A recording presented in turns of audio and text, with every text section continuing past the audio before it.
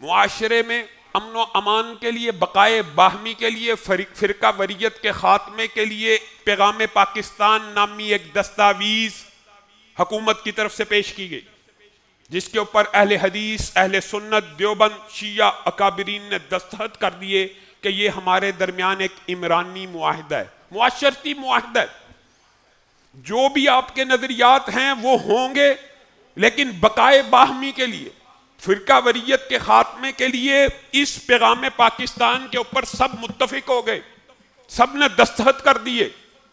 اور اس پیغام پاکستان کی سب سے اہم شق یہ ہے کہ آپ کے جو مرضی نظریات ہوں، آپ کسی کے دوسرے کے مقدسات کی توہین نہیں کر سکتے۔ یہ معاہدہ طے پا گیا، سب نے ویلکم کہا، ٹھیک ہے۔ اہل تشیع سیدنا امیر معاویہ کے بارے میں جو سوچتے ہیں وہ اپنے گھر میں سوچتے رہیں، لیکن معاشرے کے اندر بقائے باہمی کے لیے ایک امن معاہدہ، ایک پیغام پاکستان نامی ضابطہ اخلاق کو تحریر کر دیا گیا کہ اہل سنت کے مقدسات کی توہین نہ اہل تشیع کریں گے، نہ اہل تشیع کے مقدسات کی توہین اہل سنت کریں گے۔ اور اللہ کے فضل و کرم سے آج تک کسی اہل حدیث نے، کسی اہل سنت نے اہل تشیع کے، اہل بیت کے کسی بھی مقدسات کی توہین نہیں کی۔ ہماری نظر میں رسول اللہ کی احادیث ہیں، جس طرح رسول اللہ صلی اللہ علیہ وسلم نے فرمایا، اے حسن اور حسین، اے اللہ میں ان سے محبت کرتا ہوں، تو بھی ان سے محبت کر جو ان سے محبت کرتا ہے، اور جو ان سے بغض رکھتا ہے اس سے اللہ بھی اور رسول اللہ بھی بغض رکھتے ہیں۔ اور صحیح حدیث ہے، صحیح حدیث ہے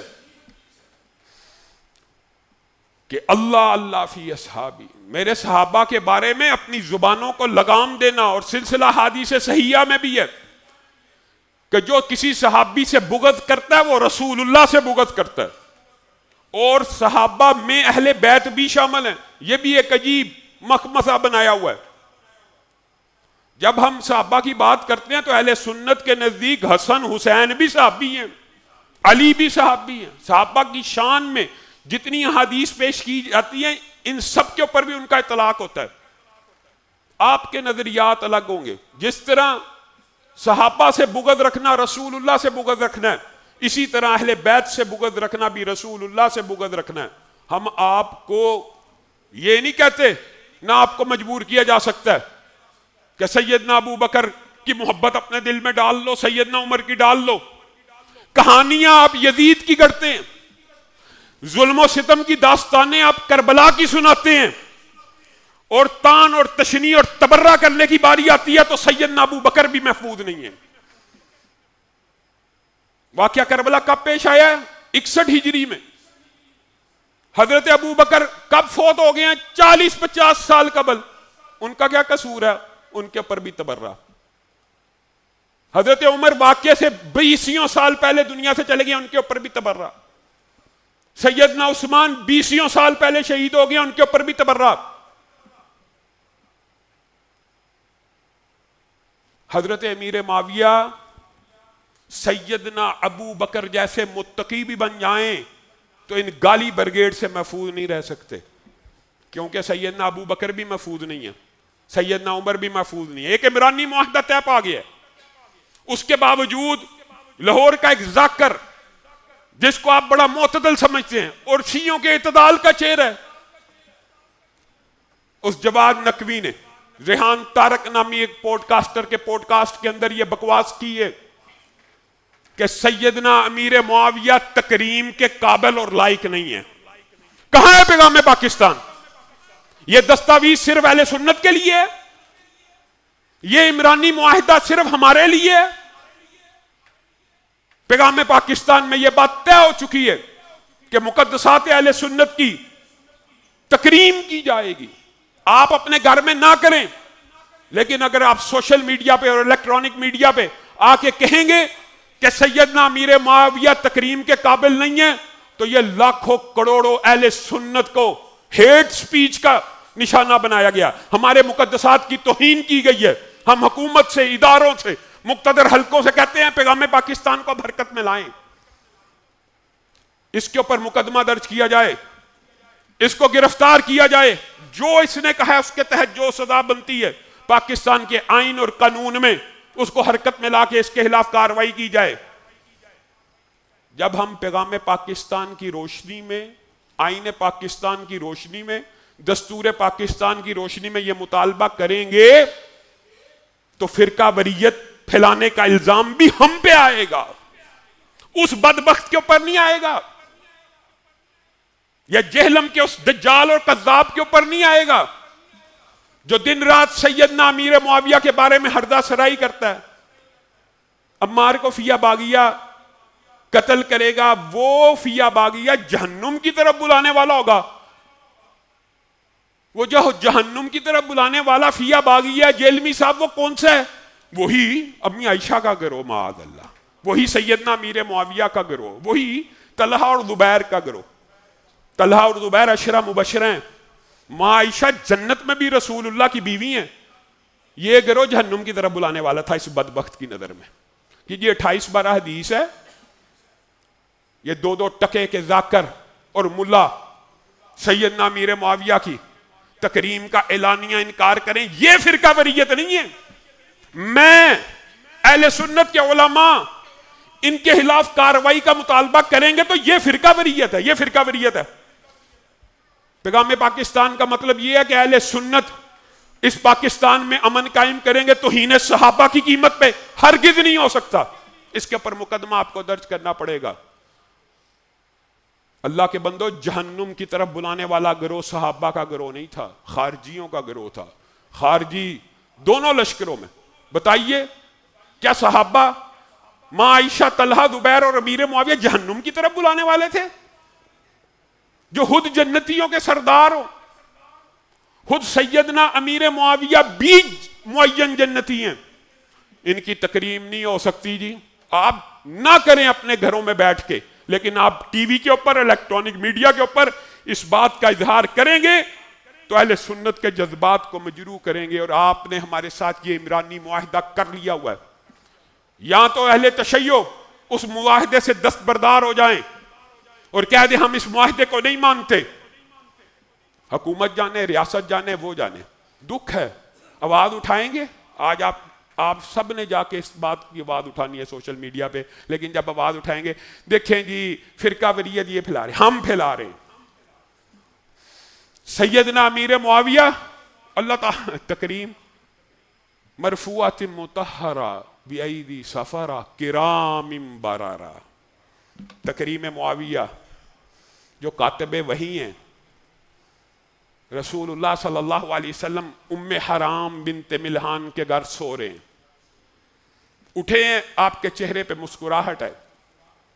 ام حرام بنت ملحان کہتی ہیں اے اللہ کے رسول آپ اتنا کیوں مسکرا رہے ہیں؟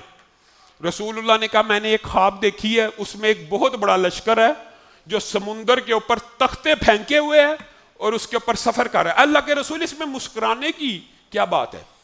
مجھے اطلاع دی گئی ہے میری امت کا یہ پورے کا پورا لشکر جنت الفردوس میں داخل ہو جائے گا۔ ام حرام بنت ملحان جذبات میں آ کے کہتی ہیں اللہ کے رسول میں بھی اس لشکر میں شامل ہونا چاہتی ہوں اور دعا کیجئے میں اس لشکر میں جہاد کرتے ہوئے شہید ہو جاؤں۔ رسول اللہ نے ہاتھوں کو اٹھایا اور ام حرام بنت ملحان سے کہا آپ اسی لشکر میں شہید ہوں گی۔ ابھی یہ زندہ ہیں، صحابی ملنے کے لیے آتے ہیں، ان کو ام حرام بنت ملحان نہیں کہتے، کیا کہتے ہیں؟ شہیدہ بحر۔ رسول اللہ کی حدیث کے اوپر اعتماد ہے کہ آپ کی زندگی میں آپ کو شہیدہ بحر کہنا شروع کر دیا۔ وقت کے پہیہ چلا، ام حرام بنت ملحان بحری بیڑے کی تیاری ہو رہی ہے، سن رہی ہیں اچھا رسول اللہ نے مجھے بشارت دی ہے میں جہاد کے اوپر جاؤں گی، اسی بیڑے میں شامل ہوں گی، لشکر میں سوار ہوتی ہیں، اسی جنگ کے اندر، اسی بحری بیڑے کے اندر شہید ہوتی ہیں۔ بتائیے اس بحری بیڑے کا، وہ جو بحری بیڑا پورے کا پورا جنت الفردوس میں داخل ہوگا، اس کا امیر البحر، ایڈمرل، امیر البحر سے آج ایڈمرل کہا جاتا ہے، اس کا ایڈمرل اور امیر بحر کون ہے؟ سیدنا امیر معاویہ ہیں. ام حرام بنت ملحان اس لشکر میں شامل ہو کے شہید ہو جاتی ہیں. اس لشکر کا امیر البحر امیر معاویہ ہے. معین جنتی ہے کہ نہیں؟ نام لے کے. اور جی خلافت کا جھگڑا یہ ہے. رسول اللہ صلی اللہ علیہ وسلم کو حضرت ابو ہریرہ لوٹا لے کے ایک دفعہ وضو کرا رہے ہیں. سیدنا امیر معاویہ کی چہرے کی طرف رسول اللہ غور سے دیکھنا شروع ہو جاتے ہیں. وحی کا نزول ہو رہا ہے.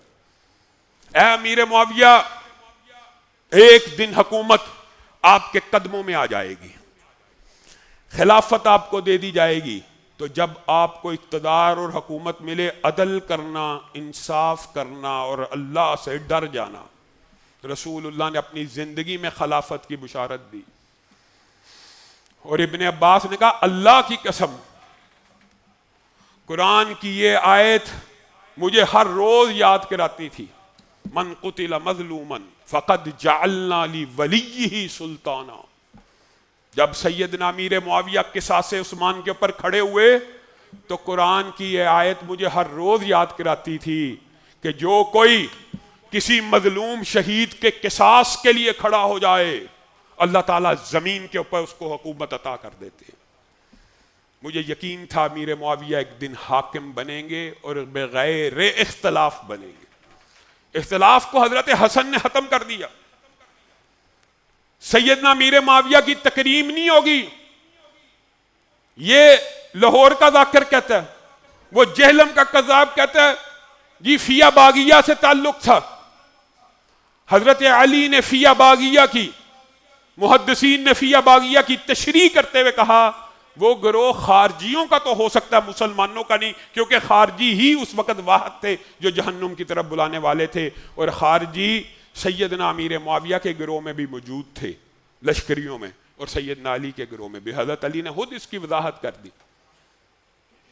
سیدنا زبیر کے سر کو لے کے ایک خارجی حضرت علی کی بارگاہ میں حاضر ہوا اور آ کے کہنے لگا اے علی مجھے انعام و اکرام سے نوازیے، میں نے آپ کا کتنا بڑا مخالف سپہ سالار زبیر اس کا سر تن سے جدا کر دیا. مجھے خلت فاخرہ انعامات سے تول دیجئے، آپ کا ایک بہت بڑا دشمن قتل کر کے لے آئے ہو. یہ اہل سنت کا عقیدہ، یہ اہل سنت کا عقیدہ. چاہے سیدنا علی ہی کے گروہ کا تھا، انہی کا لشکری تھا. کہا زبیر کے قاتل تو انعامات کی بات کرتا ہے، میں تجھے جہنم کی بشارت دیتا ہوں. زبیر کے قاتل میں تجھے جہنم کی بشارت دیتا ہوں. کیوں؟ میں نے رسول اللہ سے سنا تھا ہر نبی کا ایک حواری ہوتا ہے اور میں محمد صلی اللہ علیہ وسلم کا حواری زبیر ہے. تو نے شرم نہ کی اور سیدنا زبیر کو شہید کر دیا. بعین اسی طرح سیدنا عمار کو شہید کرنے والا گروہ بھی باغیوں اور خارجیوں کا تھا اور وہ جہنم کی طرف بلانے والے تھے. ماں عائشہ، طلحہ، زبیر، عشرہ مبشرہ سے تعلق رکھنے والے امیر معاویہ معین جنتی، یہ جہنم کی طرف بلانے والے نہیں تھے. سیاسی اختلاف تھا. سیدنا حسین کو جن ظالموں نے اور بدبختوں نے کوفہ سے خط لکھ لکھ کر بلایا، لکھ لکھ کر سینکڑوں ہزاروں خط لکھے، صحابہ کرام نے آج تک سیدنا حسین کے قتل کا مقدمہ اگر درج کیا تو کوفیوں پہ کیا. اور خود سیدنا حسین کے بارے میں یہ بات بھی یاد رکھ لیجئے، کوئی ثبوت نہیں ملتا کہ انہوں نے خلافت کا کلیم کیا ہو. کوئی ایک روایت نہیں کہ میں خلیفہ ہوں، یا انہوں نے کوئی ایک مرتبہ بھی اپنے رائے کا اظہار نہیں کیا کہ میں کوفہ کیا کرنے کے لیے جا رہا ہوں. اللہ کے بندو، اگر سیدنا حسین خلافت کا اعلان کر دیتے یا قتال کا ارادہ ظاہر کر دیتے تو آپ کے خیال میں صرف ان کے گھر والے ان کے ساتھ ہوتے؟ یعنی مکہ کے اندر تو عبداللہ ابن زبیر کی خلافت قائم ہو گئی، جنہوں نے ارادہ ظاہر کیا خلافت بھی قائم ہو گئی، ہزاروں لوگ بھی مل گئے، تو سیدنا حسین کے ساتھ نہ ملتے؟ سیدنا حسین کا ارادہ نہ خلافت کا تھا نہ انہوں نے ظاہر کیا، اگر دل میں تھا وہ بھی انہوں نے ظاہر نہیں کیا. کوفہ کے ہاتھ آ رہے ہیں، عبداللہ ابن عباس سمجھا رہے ہیں کہ نہ جائیے، نہ جائیے، صحابہ سمجھا رہے ہیں. کہا میں جا رہا ہوں کس ارادے سے؟ ارادہ وہاں جا کے بتاؤں گا. راستے میں پتا چلا مسلم ابن عقیل کو شہید کر دیا گیا ہے. حضرت حسین کا ارادہ کوفہ جانے کا بدل گیا. آپ شام کے راستے پہ چل دیے. کربلا کوفہ کے راستے پہ نہیں آتا، شام کے راستے کے اوپر آتا. جائیے اٹھا لیجیے. اور وہ 3 شرائط جنگ کے اندر بھی سیدنا حسین کی صحیح سند سے ثابت ہے. یا مجھے یزید کے پاس براہ راست بھیج دیا جائے، یا مدینہ واپس جانے دیا جائے، یا سرحدوں پہ بھیج دیا جائے، میں جہاد کروں گا.